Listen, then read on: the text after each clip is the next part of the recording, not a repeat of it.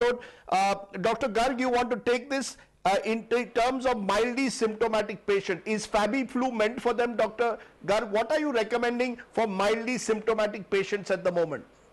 See, for mildly symptomatic patient, as has been mentioned earlier, we only require to give only multivitamins, zinc and paracetamol, because that is, now yesterday only we have come out Okay. with the government guidelines also that we go very, very rationally with regard to the treatment, and Fabiflu as such has not got much of value, so we need to only take care of paracetamol, that means which will take care of our fever, and if we want to add some Right. multivitamins, zinc, that can be given.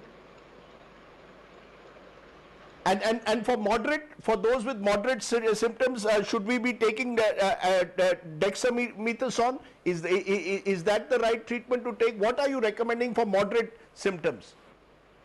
See, for moderate symptoms also, it's always, I say that it is better to be in touch with the provider, and he will evaluate you completely, and maybe, we want to give doxycycline or we want to give azithromycin, that will depend upon the extent of lung involvement.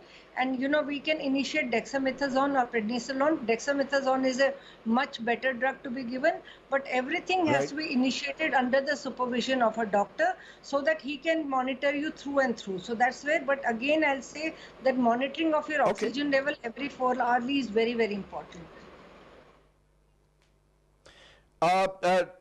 Dr. Kumar, why don't you take this? Too many SOS calls are coming for plasma. Does plasma work? Are you recommending plasma? Because I'm getting lots of requests from people, help us with plasma. What is your suggestion? Is plasma useful or not? I looked up this topic in the afternoon. So WHO recommendation, nice recommendations from USA, European Respiratory Society, you name WHO, you name any society, none of them is today recommending plasma as a therapy. It had come in a big way last year, but the results have not been like that. Right. And in fact, there have been many cross reactions. So as of today, there is no evidence available to say that it works. And I think I would request all those doctors who are telling the patients to go around and get it, and they keep running from one place to another.